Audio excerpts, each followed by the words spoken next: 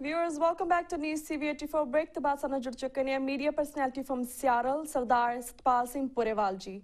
जी वीर जी, वाहिगुरू जी का खालसा, वाहिगुरू जी की फतेह। वाहिगुरू का खालसा, वाहिगुरू की फतेह जी। ते मेरे वालों TV 84 ਦੇ ਸਾਰੇ ਦਰਸ਼ਕਾਂ ਨੂੰ ਸਤਿ ਸ੍ਰੀ ਅਕਾਲ, ਨਮਸਕਾਰ ਤੇ ਆਦਾਬ ਅਰਜ਼ੇ ਆਕੇ ਪ੍ਰਵਾਨ ਕਰਾਂਗੇ। ਜੀ जी Veer ji, I am sorry कि थारे मैनूं लगदा फोन दे विच प्रॉब्लम आ रही है, थोड़ी आवाज़ हल्की हल्की कट रही है, so just stay on one place. And the first question that we ask you is कि जिस तरह 6 जून ਨੂੰ श्री अकाल तख्त ਸਾਹਿਬ ਤੇ ਵਾਪਰੀ ਹਿੰਸਕ ਘਟਨਾ ਲਈ ਤੁਸੀਂ ਕੀ ਕਹਿਣਾ ਚਾਹੋਗੇ? ਤੁਹਾਨੂੰ ਕੀ ਲੱਗਦਾ ਕਿ ਇਸ ਦੇ ਪਿੱਛੇ ਕੀ ਕਾਰਨ ਸੀ, ਕੌਣ ਦੋਸ਼ੀ ਹੈ ਇਸ ਲਈ?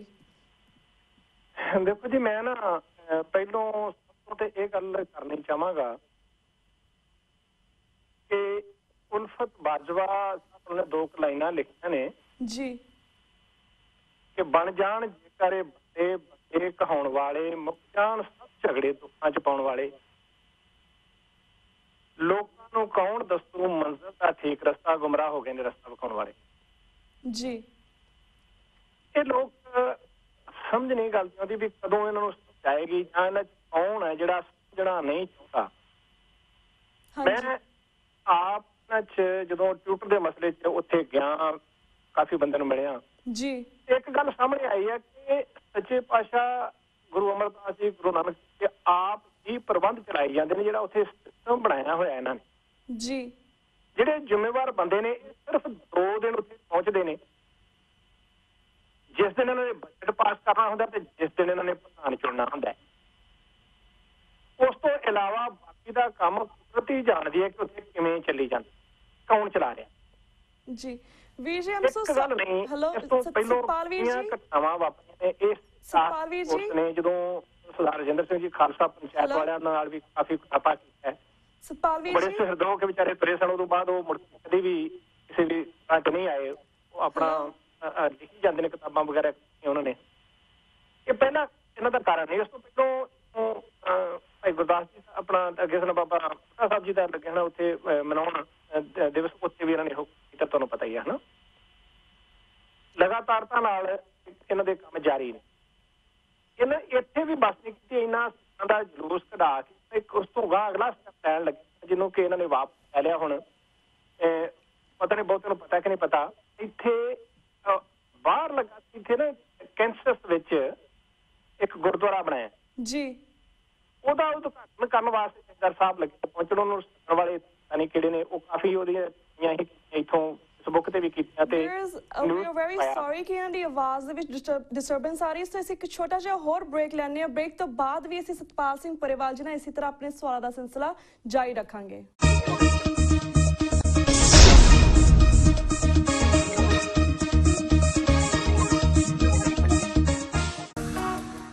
Where there is no vision, there is no hope.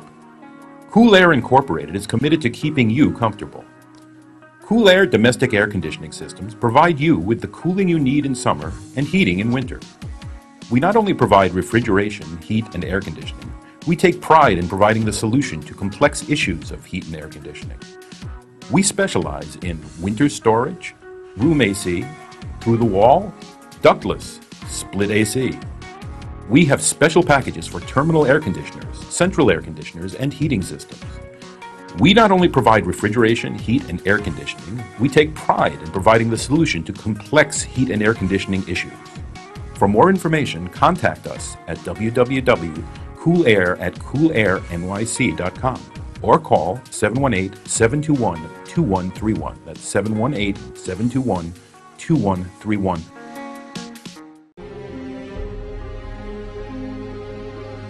ਪਿਛਲੇ ਲਗਭਗ 3 ਦਹਾਕਿਆਂ ਤੋਂ ਸਿੱਖ ਕੌਮ ਘੱਲੂਘਾਰਿਆਂ ਅਤੇ ਨਸਲਕੁਸ਼ੀਆਂ ਦੇ ਦੌਰ ਵਿੱਚੋਂ ਗੁਜ਼ਰ ਰਹੀ ਹੈ।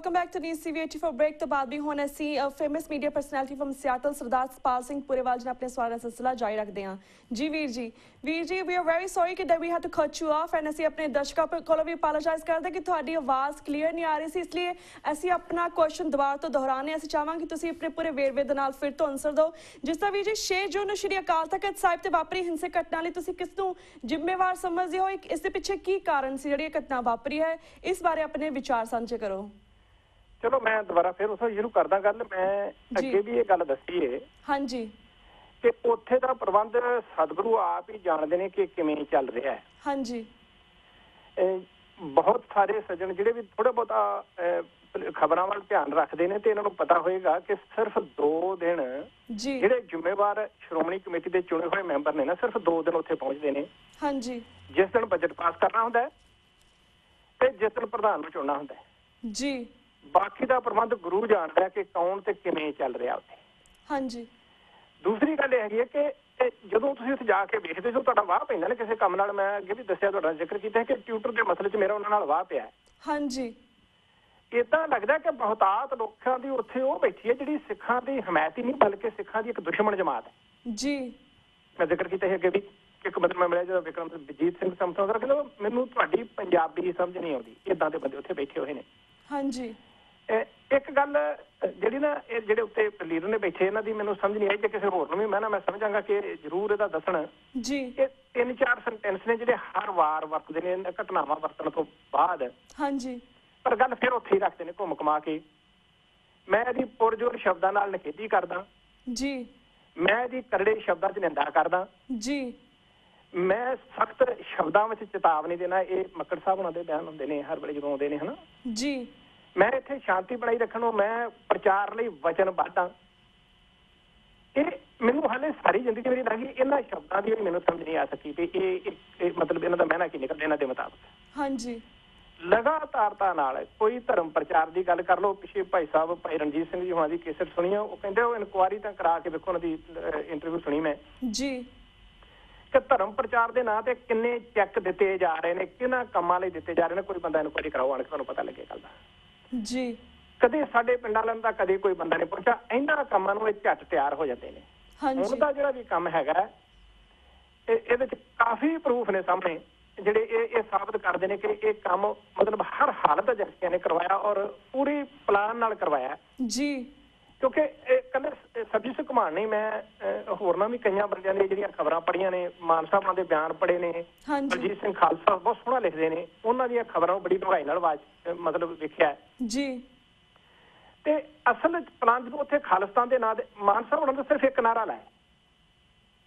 ਉਸ ਤੋਂ ਬਾਅਦ ਚੁੱਪ ਹੋ ਗਏ ਉਹਨਾਂ ਦੀ ਸਪੀਚ ਖਤਮ ਹੋ ਗਈ ਹੈ ਹਨਾ ਉਸ ਤੋਂ ਬਾਅਦ ਹੋਰ ਨਾਰੇ ਲੱਗੇ ਨੇ ਪਰ ਨਾਲ ਲੱਗਦੇ ਖਾਲਿਸਤਾਨ ਮੁਰਦਾਬਾਦ ਦੇ ਨਾਰਿਆਂ ਦੇ ਵੀ ਖਬਰ ਪਹੁੰਚੀ ਹੈ ਵੀ ਉਹ ਉਦੋਂ ਬਾਅਦ ਵਿੱਚ ਹੀ ਉਹ ਵੀ ਲਾਉਣ ਵਾਲੇ ਸ਼ਰਾਰਤ ਕਰਨ ਵਾਲੇ ਵੀ ਸਨ ਲਗਾਤਾਰ ਜੀ ਬਿਲਕੁਲ ਲਗਾਤਾਰ ਮਤਲਬ ਜਿਹੜਾ ਕੰਮ ਹੈ ਨਾ ਇਹ ਹਰ ਹਾਲਤ ਏਜੰਸੀਆਂ ਦਾ ਸੀ ਇਹ ਕੋਈ ਸ਼ੱਕ ਨਹੀਂ ਪਰ ਕਰੀਏ ਕੀ ਵਰਤ ਹੋਣ ਵਾਲੇ ਸਾਡੇ ਆਪਣੇ ਬੰਦੇ ਨੇ ਹਾਂਜੀ ਮੈਨੂੰ ਇੱਕ ਕੇਸ ਯਾਦ ਹੈ ਕੈਨੇਡਾ ਦੇ ਜੱਜ ਸਾਹਿਬ ਨਾਲ ਕੋ ਕੇਸ ਸੀਗਾ ਇਹਨਾਂ ਦਾ ਸਰਦਾਰ ਮੁਕਤਸਰ ਸਾਹਿਬ ਅਮਰੀਕ ਸਿੰਘ ਮੁਕਤਸਰ ਦਾ ਜੀ ਤੇ ਜੱਜ ਨੇ ਕੇਸ ਗ੍ਰਾਂਟ ਕਰਨ ਲੱਗਾ ਉਹਨਾਂ ਮੈਨੂੰ ਆਪ ਦੱਸੀ ਇਹ ਗੱਲ ਕਹਿੰਦੇ ਵੀ ਯਾਰ ਕਿੱਦਾਂ ਦੇ ਤੁਸੀਂ ਲੋਕ ਹੋ ਮੈਂ ਹੁਣ ਕਹਿੰਦਾ ਕੇਸ ਤੇਰਾ ਮੈਂ ਗ੍ਰਾਂਟ ਕਰ ਦੇਣਾ ਪਰ ਤੁਸੀਂ ਕਿੱਦਾਂ ਦੇ ਲੋਕ ਹੋ ਤੁਹਾਨੂੰ ਜਿਹੜਾ ਮਰਜ਼ੀ ਉੱਠ ਕੇ ਵਰਤ ਗਿਆ ਹਾਂਜੀ ਕਿੰਨੀਆਂ ਕੁ ਮਿਸਾਲਾਂ ਤੁਹਾਨੂੰ ਦਈਏ ਜਿੰਨਾ ਪੰਜਾਬ ਦਾ ਘਾਣ ਹੋਇਆ ਪਿੱਛੇ ਹੁਣ ਜਿਹੜੇ ਸਜ਼ਾਵਾਂ ਭੁਗਤਣ ਦੇ ਨੇ ਪੁਲਿਸ ਵਾਲੇ ਸਾਰੇ ਹੀ ਸਾਡੇ ਆਪਣੇ ਨੇ ਜੀ ਮਾਰਨ ਵਾਲੇ ਵੀ ਸਾਡੇ ਆਪਣੇ ਨੇ ਤੇ ਮਰਨ ਵਾਲੇ ਵੀ ਸਾਡੇ ਆਪਣੇ ਨੇ ਕਿਉਂ ਇਹ ਲੋਕ ਸਮਝਦੇ ਨਹੀਂ ਕਿ ਇਹ ਇਸ ਲੈਵਲ ਤੱਕ ਇਹਨਾਂ ਨੇ ਮਤਲਬ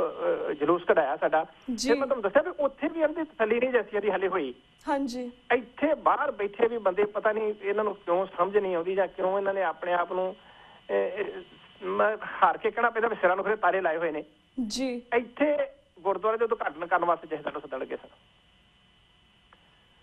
ਅਜੇ ਤਾਜ਼ੀਆਂ ਘਟਨਾਵਾਂ ਉੱਥੇ ਵਾਪਰ ਕੇ ਹਟੀਆਂ ਨੇ ਪਿਛਾਂ ਕੀ ਕੁਛ ਭਾਈ ਗੁਰਬਖਸ਼ ਸਿੰਘ ਦੇ ਮਸਲੇ ਤੇ ਇਸ ਇਨਸਾਨ ਕੋਲੋਂ ਕਰਵਾਇਆ ਗਿਆ ਜੀ ਤੁਹਾਡੇ ਸਾਹਮਣੇ ਆ ਸਾਰਿਆਂ ਦੇ ਹਨਾ ਕਿੱਦਾਂ ਉਹ ਸੰਘਰਸ਼ ਦਾ ਸ਼ਾਨਦਾਰ ਤੁਰਿਆ ਹੋਇਆ ਰੋਡ ਕੇ ਤਰ ਤੇ ਅੱਜ ਸਾਡੇ ਬੱਚੇ ਜਿਹੜੇ ਸਜ਼ਾਵਾਂ ਪੂਰੀਆਂ ਕਰਦੇ ਉਹ ਜੇਲ੍ਹ ਚ ਰੋਂਦੇ ਨੇ ਹੁਣ ਤੁਸੀਂ ਫਿਰ ਇਹਦੇ ਕੋਲ ਉਦਘਾਟਨ ਕਰਾ ਕੇ ਕੀ ਲੈਣਾ ਚਾਹੁੰਦੇ ਹੋ ਤੇ ਜਦ ਨੂੰ ਉਹ ਕਾਫੀ ਸਿੰਘ ਜਿਹੜੇ ਸਨ ਜਿਨ੍ਹਾਂ ਨੇ ਉਹ ਖਬਰ ਭੇਜੀ ਇਹਦੇ ਚ ਖਾਲਸਾ ਯੂਨੀਵਰਸਿਟੀ ਮੈਂ ਵੀ ਪਾਈ ਹੈ ਜੀ ਤੇ ਉਹਨਾਂ ਸਾਰਿਆਂ ਨੇ ਫਿਰ ਆਖਿਆ ਵੀ ਆ ਤੇਰੇ ਨਾਲ ਇੱਥੇ ਬਹਿ ਕੇ ਗੱਲ ਕਰਦੇ ਆ। ਮਾਹੌਲ ਫਿਰ ਉਹਨਾਂ ਦੇ ਆਉਣ ਤੋਂ ਪਹਿਲੋਂ ਹੀ ਮਤਲਬ ਗਰਮ ਹੋ ਗਿਆ ਵੀ ਹੁਣ ਵਿਗੜੇਗੀ ਗੱਲ। ਫੇਰ ਹੈ ਤੇ ਜਲੂਸ ਨਿਕਲੇਗਾ। ਇੱਥੇ ਕਿ ਨਿਊਯਾਰਕ ਵੀ ਨਿਕਲਿਆ ਹਨਾ, ਕੈਲੀਫੋਰਨੀਆ ਇੱਥੇ ਆਏ, ਉਹ ਪਿਛਲੇ ਦਰਵਾਜ਼ੇ ਥਾਣੇ ਨਿਕਲ ਕੇ ਗਏ ਹਨਾ। ਫਿਰ ਵੀ ਇਹਨਾਂ ਨੂੰ ਬਾਹਰ ਵੀ ਬੰਦੇ ਏਦਾਂ ਦੇ ਮਰੀਜ਼ ਚਲੇ ਜਾਂਦੇ ਨੇ ਲਗਾਤਾਰ ਹੀ, ਤੇ ਕੋਈ ਨਾ ਕੋਈ ਸਿਆਪਾ ਖੜਾ ਕਰਨ ਵਾਸਤੇ। ਜਿਹੜੇ ਇਹਨਾਂ ਦੇ ਪਿੱਛੇ ਕੀ ਕਾਰਨ ਹੈ ਇਹ ਤਾਂ ਗੁਰੂ ਜਾਣਦਾ ਜਾਏ। ਜਿਹੜੇ ਬੰਦੇ ਪਤਾ ਨਹੀਂ ਕਿਉਂ ਨਹੀਂ ਸਮਝਦੇ ਇਸ ਗੱਲ ਨੂੰ ਜੀ, ਕਿਉਂ ਵਾਰ-ਵਾਰ। ਪਰ ਹੁਣ ਉਹ ਦੌਰਾ ਇਹਨਾਂ ਨੇ ਮੁਲਤਵੀ ਕਰ ਦਿੱਤਾ ਹੈ ਜਿਹੜਾ ਮੈਨੂੰ ਪਤਾ ਲੱਗਾ। ਤੇ ਮੈਂ ਉੱਥੇ ਜਾ ਕੇ ਫੇਸਬੁੱਕ ਤੇ ਵੀ ਤੇ khalsanews.org ਤੇ ਵੀ ਤੇ ਹੋਰ ਥਾਂ ਜਿੱਥੇ ਮੇਰੀ ਪੇਸ਼ ਗਈ ਹੈ ਮੈਂ ਪਾਇਆ ਜੀ। ਧੰਨਵਾਦ ਤੁਹਾਡਾ ਬਹੁਤ ਇਸ ਵਿਸ਼ੇ ਤੇ ਜੇ ਤੁਸੀਂ ਇਹ ਕੰਮ ਕਰ ਲਿਆ। ਅਸੀਂ ਤੁਹਾਡੇ ਸ਼ੁਕਰਗੁਜ਼ਾਰ ਜੇ ਤੁਸੀਂ ਵਧੀਆ ਫੈਸਲਾ ਲੈ ਲਿਆ। ਨਹੀਂ ਆਉਣ ਲੱਗੇ ਹਨਾ, ਘੱਟੋ ਘੱਟ ਬਾਹਰ ਹੀ ਜਲੂਸ ਨਿਕਲੇ ਸਾਡਾ ਹੁਣ ਹਨਾ, ਫੈਸਲਾ ਕੱਢ ਦਿੱਤਾ ਤੁਸੀਂ ਬਥੇਰਾ। ਸੋ ਕਹਿਣ ਤੋਂ ਭਾਵ ਹੈਗਾ ਕਿ ਜੋ ਕੁਛ ਵੀ ਇਹ ਵਾਪਰਿਆ ਨਾ, ਹਾਂਜੀ, ਇਹ ਬਿਲਕੁਲ ਵੈਲ ਪਲਾਨਡ ਸੀ ਏਜੰਸੀਆਂ ਵੱਲੋਂ, ਕੋਈ ਸ਼ੱਕ ਨਹੀਂ ਇਸ ਗੱਲ 'ਚ।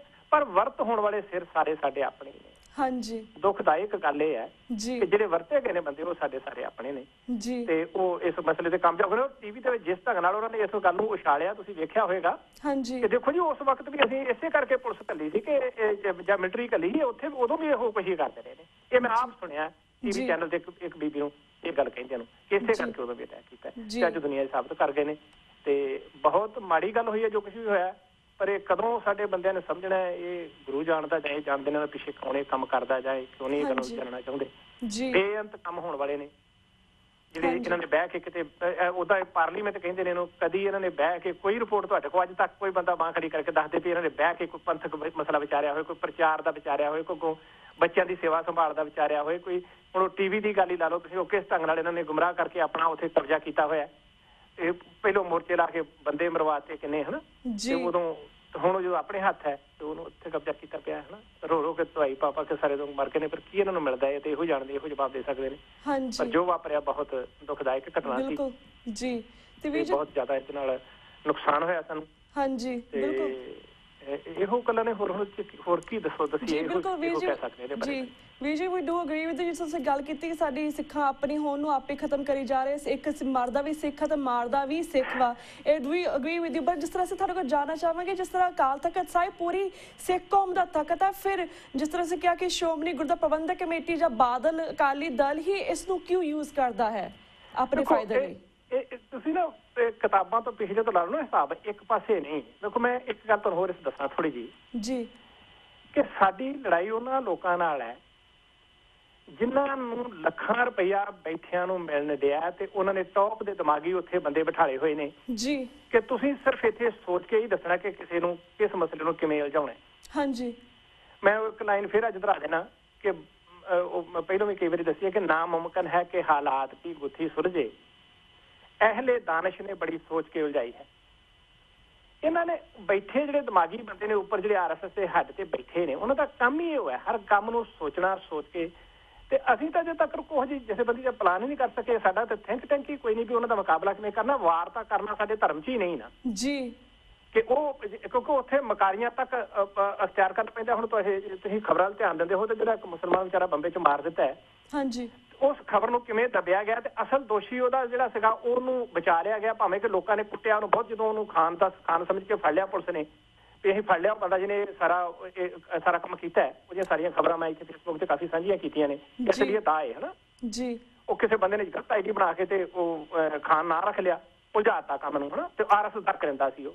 ਹਾਂਜੀ, ਕਰਨ ਵਾਲਾ ਕੋਈ ਹੈ, ਮਤਲਬ ਵਰਤ ਹੋਣ ਵਾਲੇ ਕੋਈ ਬੰਦੇ ਜਿਹੜਾ ਮੀਡੀਆ ਕਿਵੇਂ ਉਹਨੂੰ ਫਿਰ ਗੁੰਮਰਾਹ ਕਰਦਾ, ਕਿਵੇਂ ਵਰਤ ਹੁੰਦੇ ਨੇ ਬੰਦੇ ਅਗਲੇ, ਤੇ ਕਦੋਂ ਉੱਥੇ ਤੱਕ ਨਹੀਂ ਪਹੁੰਚਾਂਗੇ ਜੀ। ਚਲੋ ਮੇਰਾ ਕਹਿਣ ਤੋਂ ਭਾਵ ਕਿ ਉਹ ਮਕਾਰੀ ਕਰ ਸਕਦੇ, ਸਿਰੇ ਦੀ ਮਕਾਰੀ ਉਹ ਕਰਦੇ ਨੇ, ਹਰ ਘਟੀਆ ਹਰਬਾ ਵਰਤਦੇ ਨੇ। ਤੇ ਸਿੱਖਾਂ ਨੂੰ ਇਹ ਸਖਤ ਮਨਾ ਹੈ। ਸਿੱਖ ਇੱਕ ਮਤਲਬ ਗੁਰੂ ਦੇ ਹੁਕਮ ਤੇ ਗੁਰੂ ਦੇ ਭਾਣੇ 'ਚ ਰਹਿੰਦੇ ਨੇ ਕਿ ਨਹੀਂ ਗਲਤ ਨਹੀਂ ਕੁਛ ਵੀ ਕਰਨਾ, ਆਪਣਾ ਬਚਾਅ ਹੀ ਕਰ ਲਓ। ਤੇ ਅਸੀਂ ਤੇ ਜੇ ਆਪਣਾ ਬਚਾਅ ਵਾਲੇ ਪਾਸੇ ਵੀ ਨਹੀਂ ਤੁਰੇ ਜੀ, ਉਹ ਤਾਂ ਲਗਾਤਾਰ ਸਾਡੇ ਕੰਮਾਂ ਨੂੰ ਉਲਝਾਈ ਜਾ ਰਹੇ ਨੇ। ਤੁਹਾਡੇ ਸਾਹਮਣੇ ਨੇ ਮਿਸਾਲਾਂ। ਹੁਣ 10ਮ ਗ੍ਰੰਥ ਤੋਂ 10ਮ ਸ਼੍ਰੀ ਗੁਰੂ ਗ੍ਰੰਥ ਸਾਹਿਬ ਬਣਾਤਾ ਹੈ। ਅਸੀਂ ਕੇਸ ਤੱਕ ਵੀ ਨਹੀਂ ਕਰ ਸਕੇ ਕੋਰਟਾਂ 'ਚ।